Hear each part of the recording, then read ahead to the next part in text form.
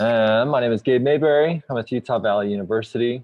So me and Jay and Nate and Jaron over at BYU kind of started hosting these UPAA live sessions at the start of the pandemic, and this is our first one of 2021. We're excited to welcome Stephen Bridges from the University of Tennessee. He is the senior photographer over there in their Office of Communication and Marketing. Stephen's a great guy, known for his mullet, especially, that he'll be showing off for us throughout the presentation. Yeah, Stephen's a great guy. I was able to photograph with him for a week about 2 years ago. Yeah, interesting, makes life so fun, and you'll be able to learn more about how he works and how the success comes about from all of these different things. So feel free to ask your questions in the chat. I'll be stopping him, kind of going through and feeding those questions to him during the presentation, and then we're also going to have a Q&A period at the end that anyone can feel free to chime into. So with that, we're going to turn it on over to Stephen. All right. Good morning, afternoon to everybody, I guess, depending on where you're at. I will say that I like conversational type things. So please, if you have any questions, do not hesitate to ask. I think I'm better behind the camera than giving up presentations. So yes, please ask questions. I'm going to start. Let me get my screen sharing going. Here we go. And share. All right. Is that showing up for y'all? Yes, it is. Okay. As Gabe said, I'm the senior photographer at the University of Tennessee.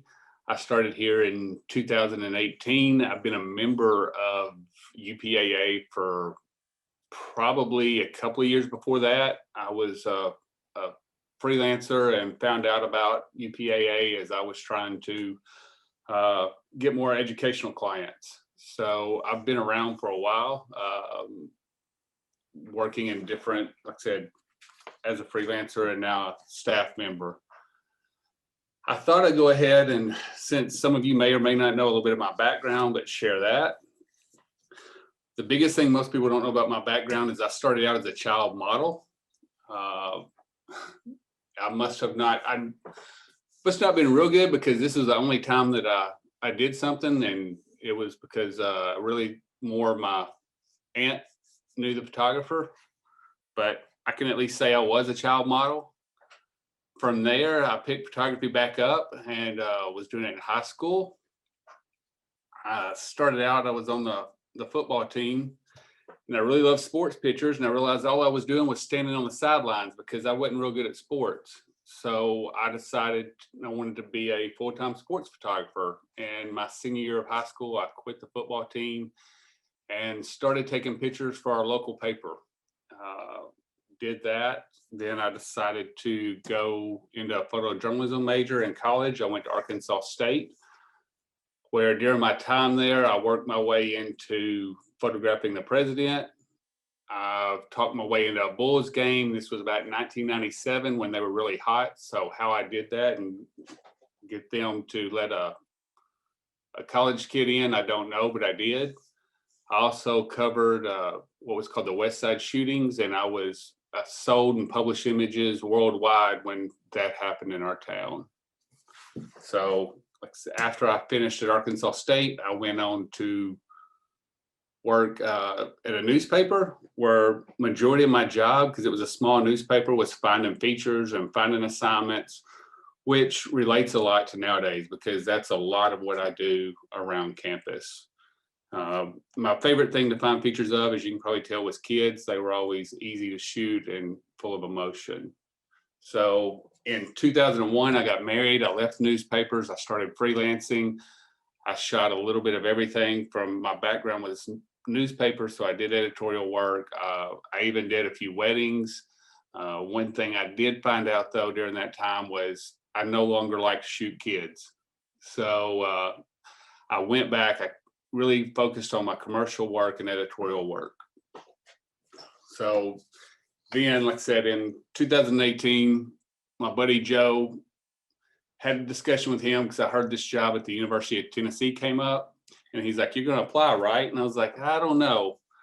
But then he eventually talked me into it, and this has been the best job of my life. As I said in my article earlier last year, I didn't know it, but this is my dream job. I get to go to school every day, and I don't have to take tests. So I love it. Roaming campus is one of my favorite things to do, which is where I get most of my feature images. So back when I started back in 2018, one of the things that I said that I wanted to do was be able to roam campus. I told that in my coming interview. The leadership at the time said, "Listen, we're a chargeback department," which I didn't totally understand what that meant, but they said we're trying to get away from it. Within the first 8 months of accepting my position, I went from 70% of being funded in my department to 100%, which meant I didn't have to worry about making money for the department or making money to cover my job.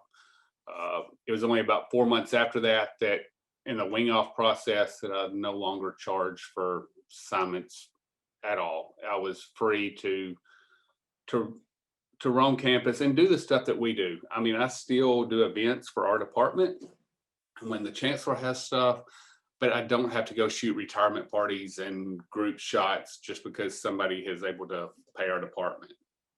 I still do headshots though. I still do creative planning. I still do a lot of other stuff, but I'm not just roaming campus all the time.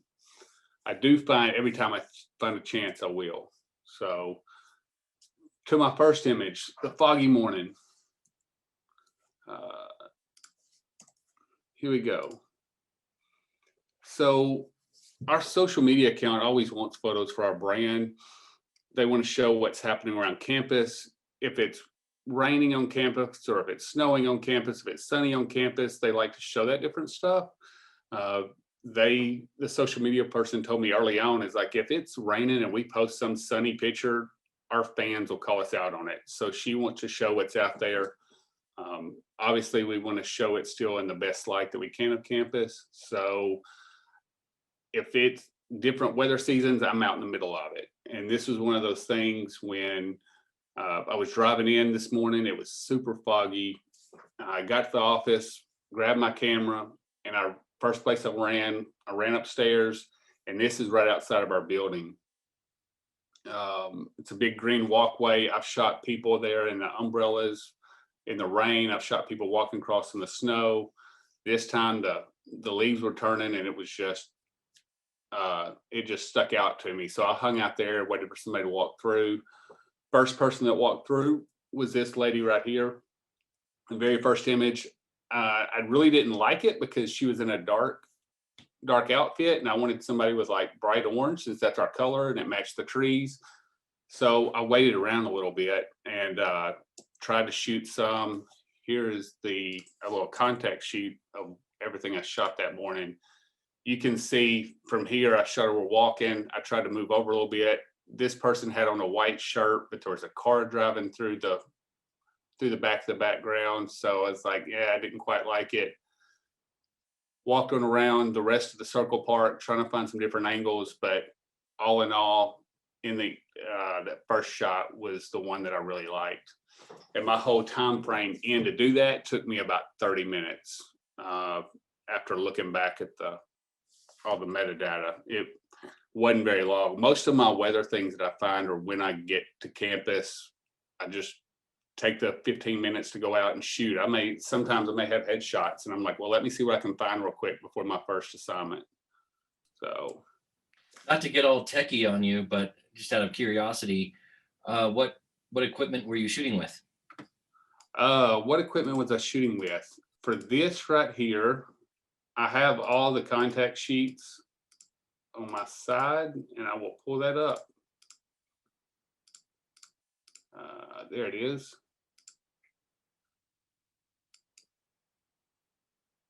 With that, I used a 70-200. 800 ISO, f4 you see 320th a second. I will say one thing I do remember about this though. I knew she was dark, and the other thing I was worried about was my focus catching the edge of the frame, because usually if I'm gonna miss focus, it's when it's that far over. So that was another reason that I went back and tried shooting them when they were not right on the edge. And you can tell that's soft. The focus is on that car that's photobombing me in the back. Anybody else have a question about that one or that they would like? All right. So this picture right here, my second one is my roll class. One of the ways that I find images and try to find stuff to do is my web browser automatically pulls up to the campus calendar. So that way I can look and say, hey, this event's coming up, it's cool, or this is a little different. Let me see if I can go cover it, or I think it's going to be visual. So I don't have to wait for a writer to tell me, oh, we have this going on. So that's what happened here. I found actually I found out that the rec center was going to go out and kayak in the Smoky Mountains. I was like, that'll be awesome. We get kids in the Smoky Mountain environment going down the rapids and water splashing. It's going to be amazing. Well, come to find out, it was a first round trip. So it was just going to be an easy, slow float. And they were going to drop in at one point and like finish miles down the road.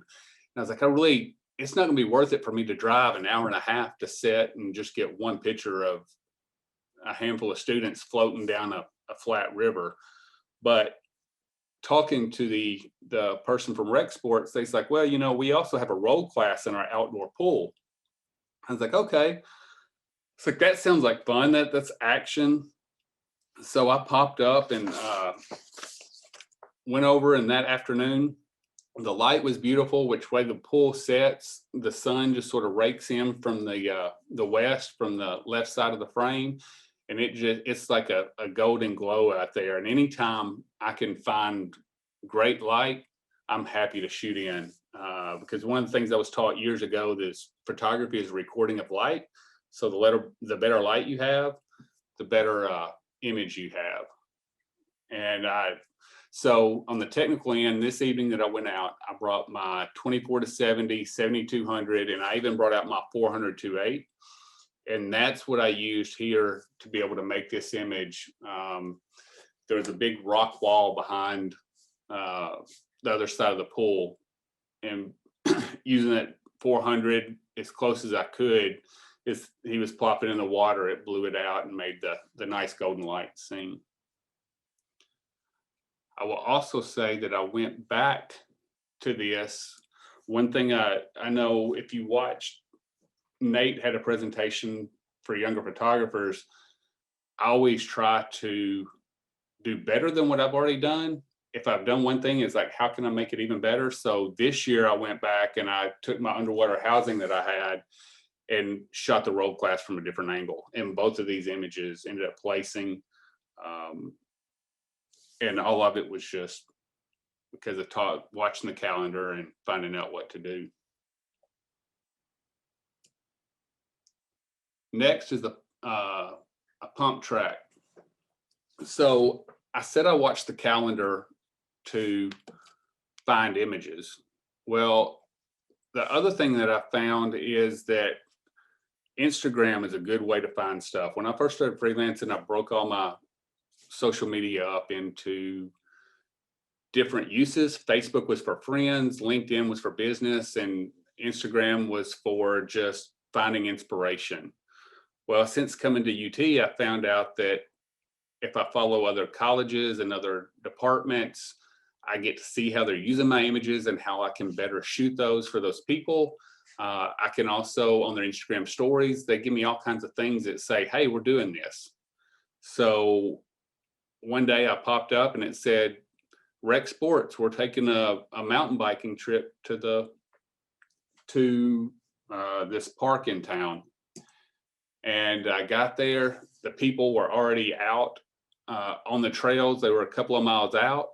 I was I had a camera and no bicycle, so I stood around waiting for them at this pump track. I found out some other students were hanging out there, so I decided just to shoot that instead. Especially the sun was starting to go down. Again, the night light was extremely nice, and hung out and got this image right there at dusk before everything got too dark to shoot.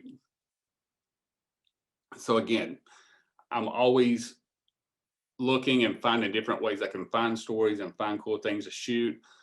Will even say that this guy up here on the left, when I was talking to him, he gave me a contact to another club that I was wanting to do. I wanted to shoot forever, and hopefully you'll see images from that later this spring if COVID allows it.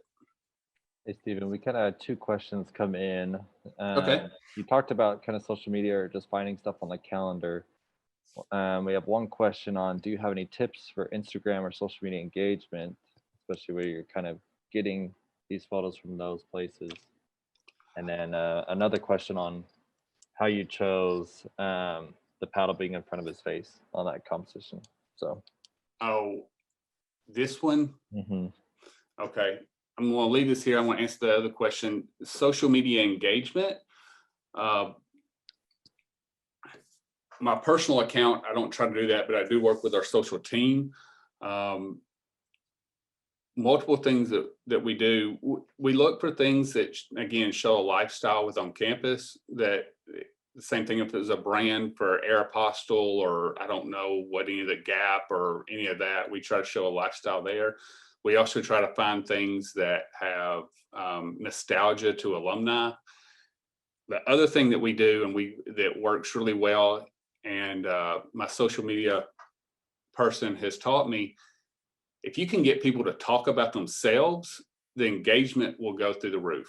One of my biggest posts last year was a dorm that was being torn down. We posted it and said something about, tell us your story about living in here. And we had over 1,000 comments.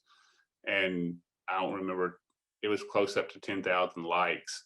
And if you watch our social media account, which I will hop back to that real quick, our social media account is UT Knoxville.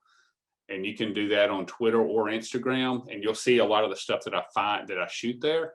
But like this picture right here, we may put something like, who would you like to walk in the fog with?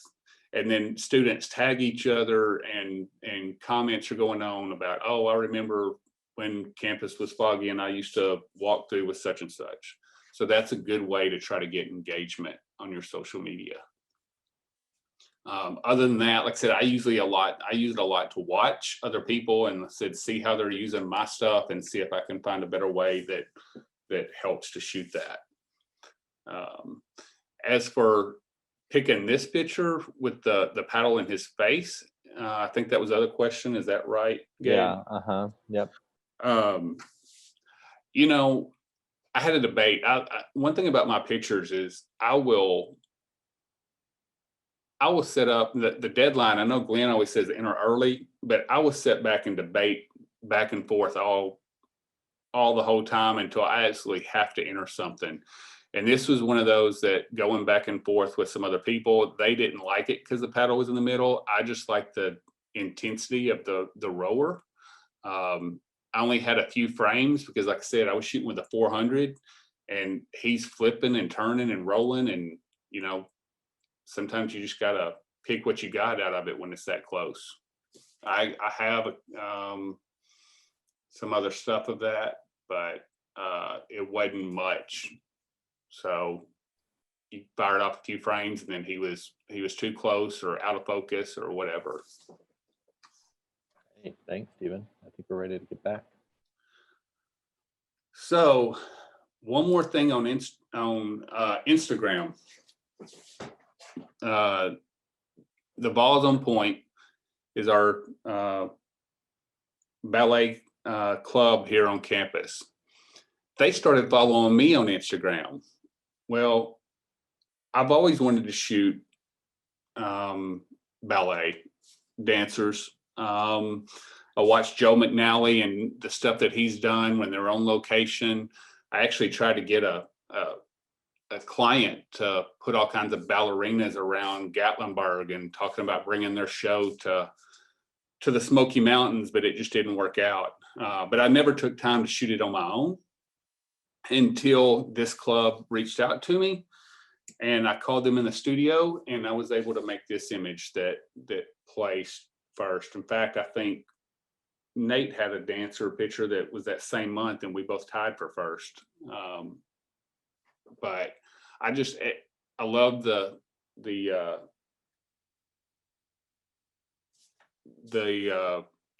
fluidness and their ability of what they can do.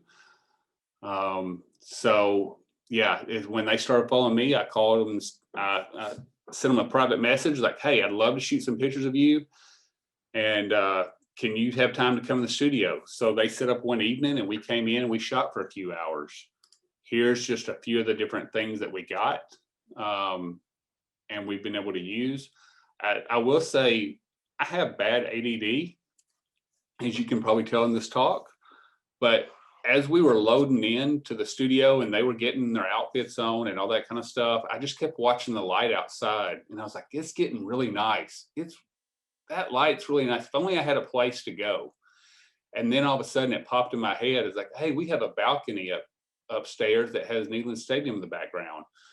So I grabbed them and said, can we run upstairs real quick? And I'm haul a 5-foot, my Shimera 5-foot Octa, throw it up, get there just as the light's falling, and I have her stand on a table with it has slats in it, but she's able to do it, and just shot a few pictures real quick, and then went on. Hey, Speaking of Steven, lighting, we got some curiosity on what your lighting setup is.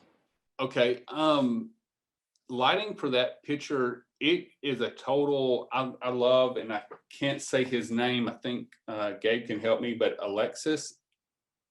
Yeah, Alex Caruso. Oh yeah, Something like that. yes. I love his dance stuff, and this was something I sort of saw, and I thought it would be an easy setup. What I did is I gelled the background red. Like, this was one of the first pictures. I ended up having to move her obviously to the left. Whoa, there goes my mouse. But I have a red gel in the background, and then I have a small beauty dish softbox to the right and high with a yellow gel so that it has complementary colors. And it went from that to that. That's straight out of the camera. And that's one of the other shots that's gelled and tweaked.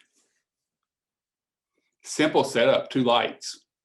And all of that, I will say that also is one of the things I did with this is I shot these on Godox lights. Not sure about the flash duration not being great on those lights. I shot them in high speed sync. And I think if I remember correctly, I shot these at like 800 ISO. Another thing I've learned, when things are lit, you can push the ISO up a little higher and still make them work.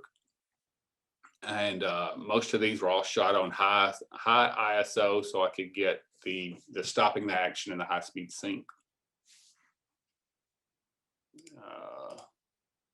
Yes, I think all of these were. And then this was even more. Some of it I did it on purpose. Is there any questions on that, or go ahead and go? So not about the dancing photos directly, but Matt Kishore brought up a good question on, is your wall of replacement nearby? Maybe you can give a little insight on what that is for people who don't know. Is my what? Your wall of replacement. Oh. Like your wall. Yes, my wall of replacement. Now, and I'm going to get to that later.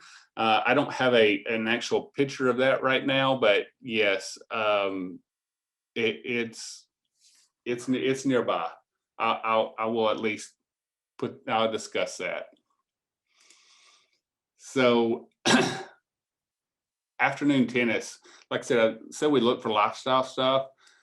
Here's one day that I decided to get out. It's 4 o'clock in the afternoon. I mentioned that I love to look for the right light. And so I said, I could be packing up to get ready to go home, but I was like, let me get out and see what I can find. I wandered around campus, and there was like, this is last fall, come the end of October, and there wasn't many people out.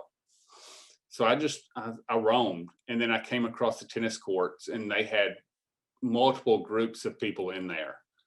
And I started over and I tried to hop from group to group. And the problem I had at first, though, everybody was trying so hard. Everybody wanted to be Andre Agassi, or I don't know who the tennis people are now, but they were trying to serve and slam the ball, and all they were doing was hitting the net. So I saw these girls over to the side, and they had their music blaring. They were laughing and joking and hitting the ball back and forth. And so I went over to hone in on them and got them as they were. And then I was able to just get a nice moment. There was playtime without somebody trying to be so serious. But I just love the reaction that she had. And if you look at the contact sheet, you can tell where that was just her. She was full of energy. I almost entered this one right here where the ball was going to hit her, but I didn't know which one would go. I just had to make a decision finally. So Stephen, one question I have is, what was that approach like? How did you interact with them before you shot these photos, so you're not ruining that moment, but you're also still, getting permission, or they know what you're doing? How was that? What's that interaction like for you? Some of them I just walk up and start shooting and sort of see what they say. Others, when I wait for a break and just say, "Hey, I'm the UT photographer. Do you care if I shoot some pictures?" Because actually, one of the groups of tennis up above, one of them was an athlete, not a major sport, but they're an athlete, and they really didn't want their picture taken. I think it might have had to do with they'd rolled their ankle before and they didn't really want to play in tennis. So yes, I do. Sometimes I just take it. For this, I let them know who I am, and most of them could care less, and they like the idea that they could be put on social or on whatever. Great. So I told you about going out and just roaming campus to find things. And Matt brought up my wallet replacement right at a perfect segue. Here's my window walker. I shot this last January, I think January 16th. Well, January 16th means that we've been on Christmas break. Students had just started back to class. And I'm sitting here in my office and I look up and my wallet replacement is empty. I have nothing on it. I need to go find something. So this is where I use the contest to help drive me to get better pictures for my university. I think they both play hand in hand. It gets me out to try to shoot something and shoot something good. One thing I would say, and Gabe from his week here, he would say that a lot of my images or a lot of stuff that you look at, I'll say, it's solid. Yeah, that's great. That'd be great for my university, but it doesn't win awards. So having the competition and solid is what your university, that to me is a standard, but the contest helps me go out and find stuff that goes above and beyond solid and takes it to the next level. And that's what this was. I went out to art and architecture building because it usually has cool light and shadows. And I went in there and looked around, and all I found was like some girls looking at art in the gallery. But that, again, that's a good thing for social because we can post that and we can tag the gallery and the art school and get engagement that way. But I was like, it's okay, it's solid. And I started walking back to my office, and I just happened to turn around and look, and I saw the reflections in the window, and I was like, wow. And I've always wanted a reflection shot. I've never been able to capture one that was halfway decent. So I sat down for about 20 minutes and I watched and shot as people walked through and grabbed a shot. Great. So we have a couple people that just want you to define that wall of replacement. I know some people talked about it, and Matt brought up how there's a recent contact sheet. He talks about it in the POY article, but yeah, what is that wall of replacement? So after last year's symposium, in a way to get motivated for the contest, I came home and I came back to my office and I put up a bulletin board. And every month it starts blank. And as I shoot something, I will, if it's something I really like, I'll put it up on the board. If it's the first of the month, it may just be because that's the only thing I've shot. And that sort of gives me an eye of what I've shot for the month, and do I have anything good, or do I really need to try to hustle and do better work? It's also one of those things that it's great because I have my managers and other coworkers. They come by, like, hey, so what's on your wall? What you got up here? Oh, I like this. And we have discussions, artistic discussions about the images. And my boss being like, oh, I love the tone here. I love the flow here. And we're in the process of getting ready for a campaign. And one of the things he said, because some people have not been around because we're all working from home, or most of us are, is like, y'all have not been able to see what's on Stephen's wall lately. So yeah, it's a motivator for me, and it's a good discussion piece within the office. So too bad right now it's been January and COVID, so there's a few things up there, but they're pretty nasty. Hopefully I'll have something to shoot, and I got some stuff tomorrow that I could shoot and maybe make something. If not, I may be walking around this afternoon. Does that make sense with the wall, or does? Yeah, that's great. That's great, Stephen. Thanks. Mm-hmm. You had one other question though on, you like to know Stephen's org chart. His direct boss is director of what? The what? Your org chart, your organization chart. So who do you report to? Director of communications, Okay. director of marketing?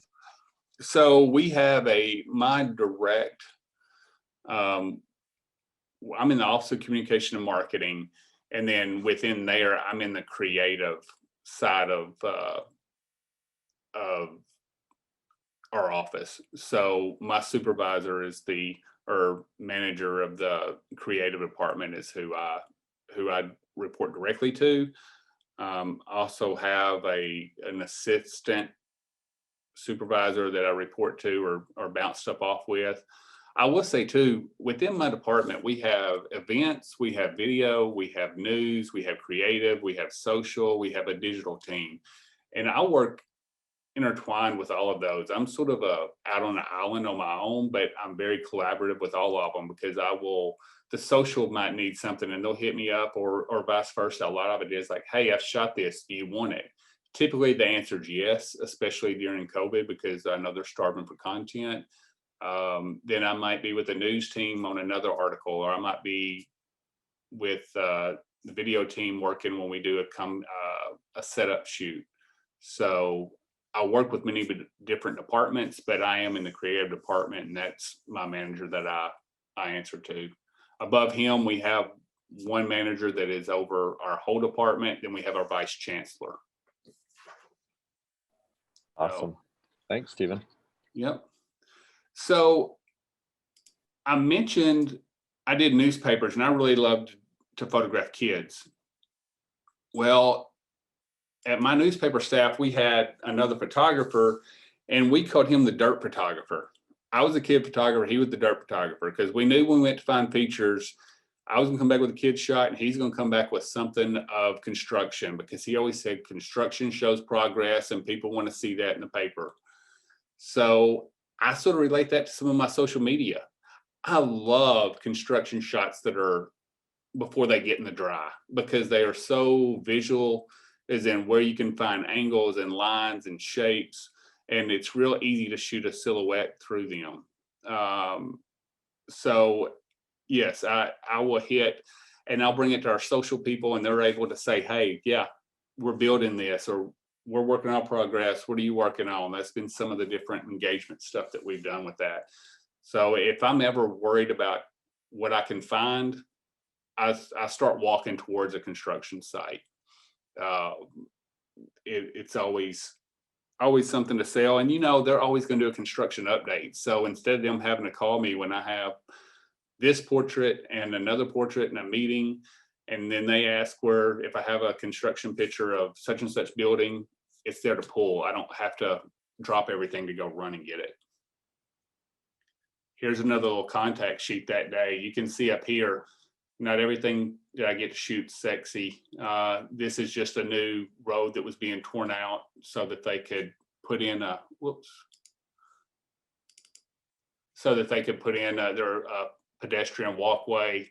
I went through here and tried to find different angles. The one shot that I got, I really had to watch because there was another worker and right below them was their lift. So I had to play some tricky angles to make him by himself. It's hard to see in the thumbnail, but that second guy is hidden right behind that bar.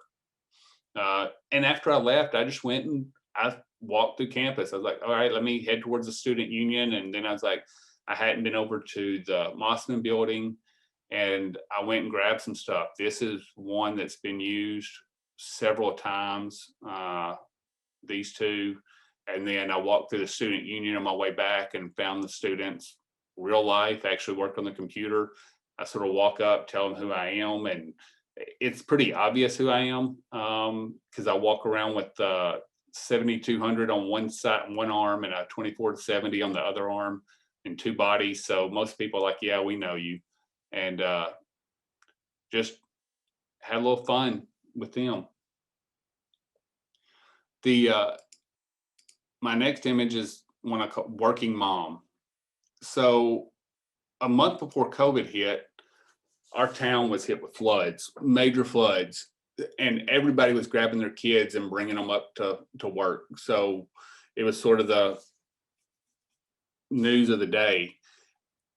I was going to leave. I went to say bye to one coworker, and when I did, I noticed one of my graphic designers had her 7-month-old son at work with her, and just late in the evening going ahead and working. She came in later because it wasn't as crazy, and just quietly working by herself. This is something that I could have just walked on by, but I was like, that light was really singing. That looks like a nice moment. I went back to my office. I grabbed my camera. I shot 8 frames, which that included just trying to find my exposure. I kept 4, but I really knew that this was the hero. So I guess what it boils down to is sometimes things just happen right in front of you. Take advantage and shoot it. Don't pass up anything because it may never happen again. And this is this is an image they've brought up. Like I said, I mentioned our campaign that we're working on, and they're putting this in and as an example and things that they're wanting to use. That also brings me to another point. There's some of the stuff, which I meant to mention on this one. Sometimes I wonder about trying to push myself and shoot stuff that I like. Is this ever really going to be used by the university? Because, I'm trying to make cool, strong images, but there's no happy, smiling face on here. This doesn't say anything. This doesn't automatically say UT. Now, our social person ran it and it ran there, but I was like, yeah, when is it shooting too much? Then COVID hit. And my graphic designer sent me a message and was like, I absolutely love this image. We're needing images of people that can't be identified for our new COVID website. And some of the stuff I'm finding here that you've been shooting and we've not used or known about is absolutely amazing for it. So yeah, shoot for stuff that I always try to shoot for stuff that I think will work on top of what the designers want, or even beyond push the boundaries when I'm out feature hunting, because if you can put it out there and then hopefully eventually somebody may see it and they'll pick it up and run with it. That's great. Glenn brought up an important point. It says daily walks are so important. 90% of this job is being there. And kind of a question related to that is, how do you structure your wandering time, that walking around campus? Do you make sure to divide it up into certain times during the week, or how do you do that? ADD. I don't really have a specific time or way. One of the things I look for weather and light. If I think it's going to be really nice light, like I said about that afternoon, I'll get out and walk. I've had it at times when, like I said, our social likes not just bright sunny pictures. I've had it when it was pouring down rain, and I went through and I was just like, you know what? let me find a bunch of orange umbrellas because there's a lot of them out. And I shot a handful of orange umbrellas that people were using. Our social posted multiple pictures of people carrying them. They all tagged each other. And then one of those images that I shot is still being used all over the place because I got a overhead shot of one walking up some stairs, and it gets used all the time. But I really no rhyme or reason. I've even been one thing I've done is to help do it is there's a game called Pokemon Go. And over quarantine, my family has really gotten into Pokemon Go. And I sort of play it to appease them, but it's helped because campus has all kinds of Pokemon stuff across it. So on the weekends or at nights, we've come up here and they play Pokemon Go, and I've walked around. They're walking all over campus, and I'll walk with them and shoot. And then I've even just turned it on before and said, hey, there's a Pokemon on that side of campus. That's like just a way to say, let me walk that way and see what I can find in between. And hopefully that it's going to take me a way that I've never walked before and get me off my normal beaten path. I know some upper management, if they heard that, their head would explode. But if it's a different way to find something, I'm up for trying it, at least for a little bit. Right. Thanks, Steve. Y'all, and if you go ahead and get on Pokemon Go, send me your code and we'll hook up that way and a little more connection. So number 9, breakaway. What this was from, this is an image that won, and I think this was, I said I stay up all night debating. This image I almost didn't enter. Last year, I had a sports image I had not placed in sports action, and I'd shot some sports, and I had a guy getting his helmet ripped off, but I was looking at it and I was showing it to Joe, and we're going back and forth, and he's like, dude, it's soft. And I'm like, yeah, but and he's like, it's soft. And so I was going back and forth, and at the last minute I put in this picture. But where did this picture come from? This picture came from, we had a new chancellor, and I had an investiture. And the night before, we had a walkthrough where they wanted me to, or evening before, they had a walkthrough where I had to go and look at the lighting and give my opinion and talk about different angles that I could shoot from, just a scout. Well, while other teams were doing stuff and I was done, I just sort of walked out into the student union and outside the door and saw this girl studying and fired off a few frames.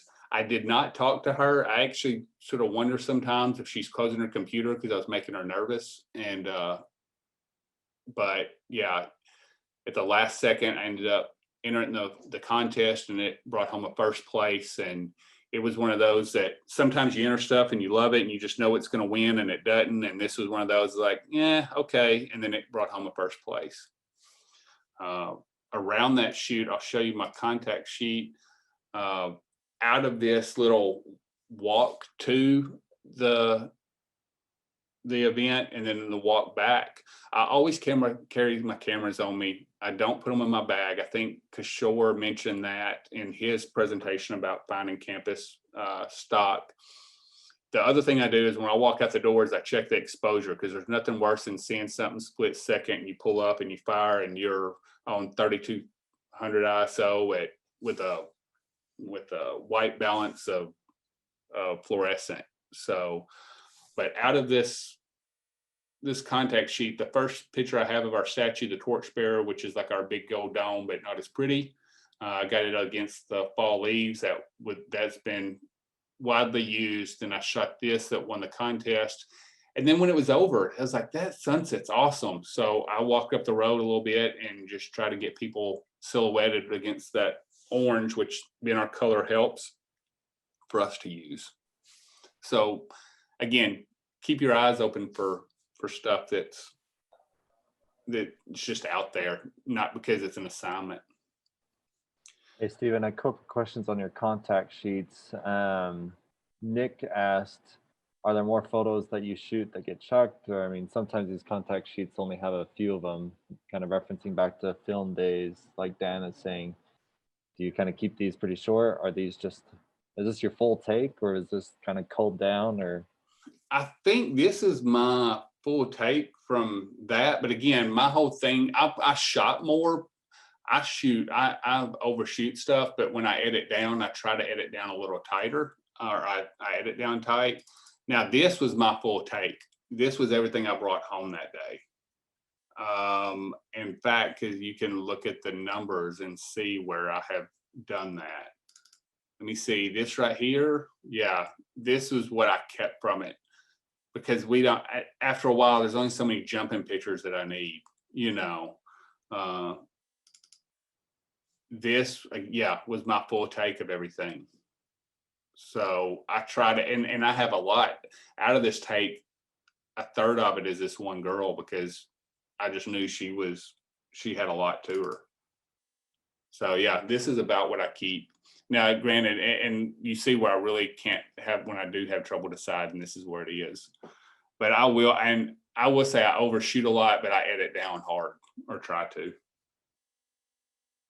Also, because of, ever since the 5B Mark II, I've always worried about focus on my stuff. So a lot of times I overshoot to make sure I'm in focus too. Thanks. So last of the top 10, I have here's my assignment. We need a headshot of a speaker for graduation. She's the postdoc, whatever, speaker. Well, she comes in, and I've looked at her story, and she has like been all over the news because she's redefined this patent on how locks work in hotels and dorm rooms and all this stuff. And I was like, you know, she's a pretty big deal. She may be just a graduate student, but she's a big deal. So I was like, hey, do you mind if I take some extra pictures of you beside the headshot? And she's like, yeah, can you make me look badass? And I was like, I hope so. So then I started to play, and I shot this and showed it to her on the back of the camera, and she was like, yes, you can do whatever you want. And then I went to this one, which again, I was it's a little David Bowie-ish.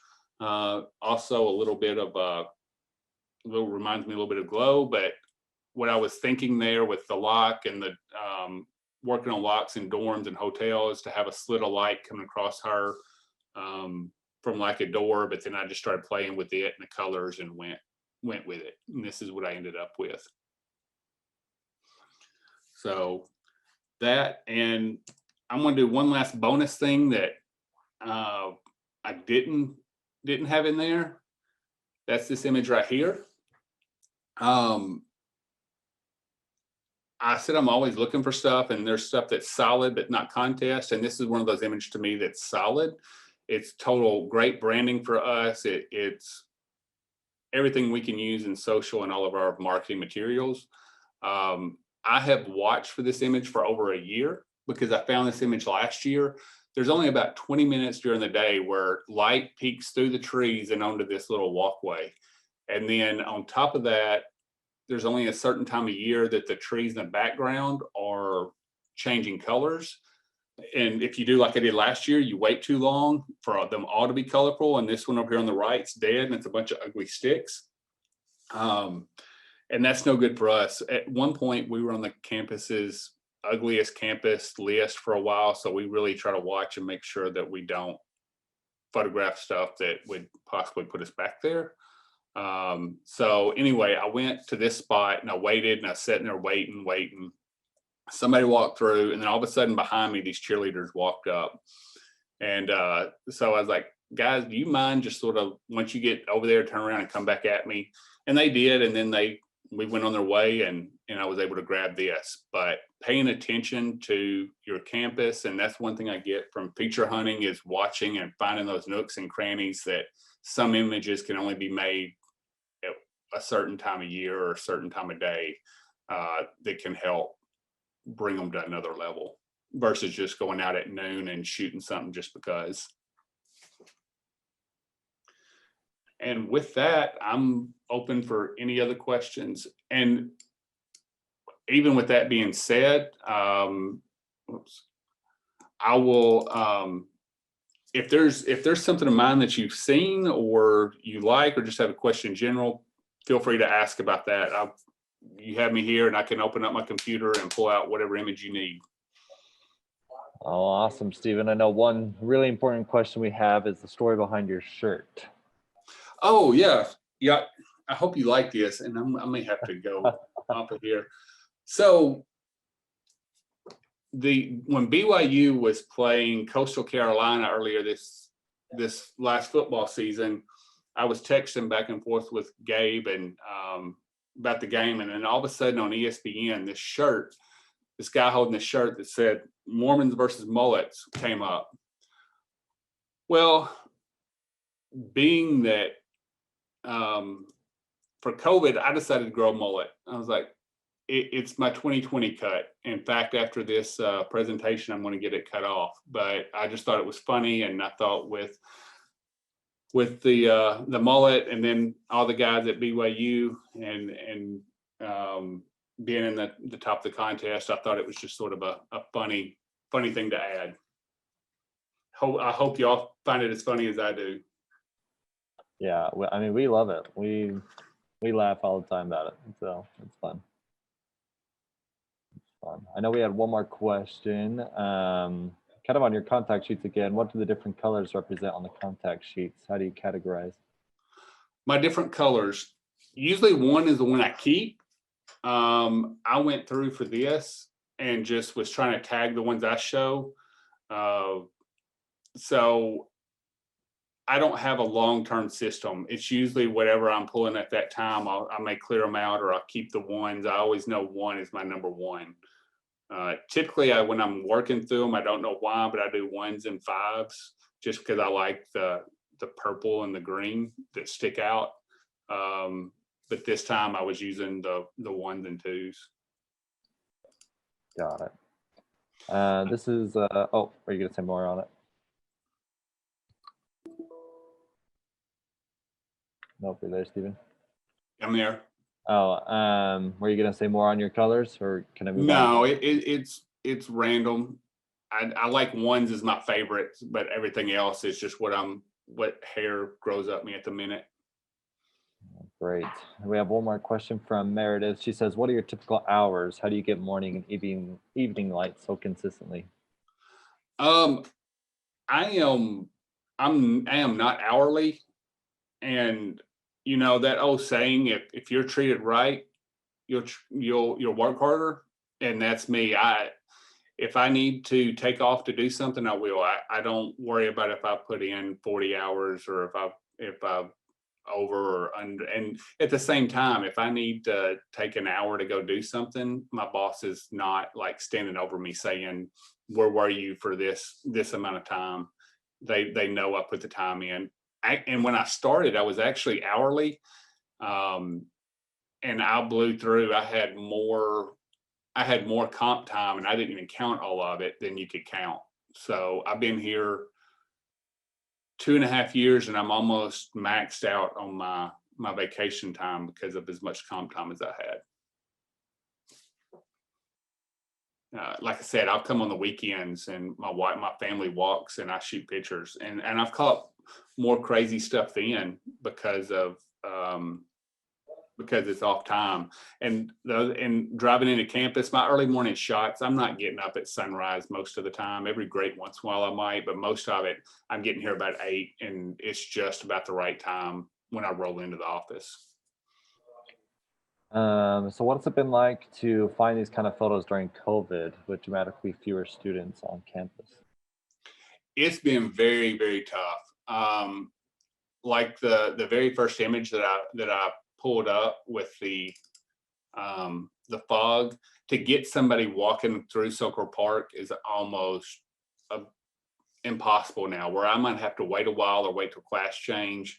I know our campus feels a lot like if it's summer classes, there's more people than summer classes, but it's not like crazy full like normal. And there's a lot of things that I go to set up, and I'm like, there's nobody through here. It's cool, but there's nobody here. So, and during that time, I take that as a scout. So I was like, all right, well, when kids come back, I'm finding all kinds of places that I can shoot again. Awesome. Thanks. Another really important question is, what is your Pokemon trainer code? Email me photos at utk.edu, and I'll have to get my son to tell me that because I don't know how to work that part. And that, along with any other questions, I've been very fortunate as I've grown up as a photographer. Everybody's been very open and helpful to me, and I never mind if there's any question you have about any image or anything I've done. Please feel free to send me an email or give me a shout, and I'll chat with you. That's great. And you said photos at utk.edu, right? Correct. That's great. Any other questions before we wrap up? Hey, Steven, if I can ask a question, because I had trouble writing it exactly. You mentioned that you used to do headshots and events and now a lot less. Is there somebody else who's picked up that workload on the campus, or how do you kind of get that flexibility and freedom of your choice of assignments? No, I'm the only person on campus. I'm the only photographer for communications and marketing. Our athletics staff, they had 2.5 photographers. One just recently decided to move on from photography, and plus some students. And even in my office, I'm the only one. I have a student, but I can only have 10 hours a week, up to 10 hours a week. So they're really not very helpful in that aspect, especially by the time you try to get that in between their classes. But headshots that I do, we do headshots every Tuesday from 8 to 10 in the morning. Since COVID, we are making them, they have to have 15-minute slots that they can reserve online, and I can send that to you. So now we're doing that Tuesday and Wednesday morning, but if I have an assignment, I can book that off. Other than that, I just sort of find it when I can in between, and in between my other assignments. I just, like I said, if the weather's nice that day, then I go do it. And there's at times I've had stuff that I thought would be really awesome, or I had assignments that were really awesome, and I had to do a headshot, or I had to another event, and I wasn't able to do it. Every once in a while, we'll have one of the video people try to take pictures. At the first of COVID, I got a little bit of a tickle in my throat. It was nothing major, but I was like super nervous, and I took myself out of the game for a couple of weeks, and that was when they needed something shot. So one of the video guys took some pictures, and it's okay, but and they do that here and there just if they see something, but it's rare that they do. Great So question. did that answer? And I will also say about my headshots, I have got that down now, thanks to talking to Matt Stamey at the last symposium when we were in person. I brought what he told me, how he was doing code replacements. And with my athletics guy, he has a spreadsheet so that I have people sign in through a spreadsheet, a Google Doc, and I'm able to process. At the end, I take that spreadsheet and I import it through Photo Mechanic, and I now can get like headshots done in like 15 minutes, where I used to, by the time I did everybody's metadata and blah, blah, blah, it took me a couple of hours. That helps me get out and find more time to do stuff. That's a great point. Well, thanks, Stephen. I don't think we have any other questions coming in, but I know that for me, I was really appreciative of all those lessons that you talked about. So thanks again, everyone, for joining us today. Feel free to stick around if you'd like after, but we'll feel free to wrap it up.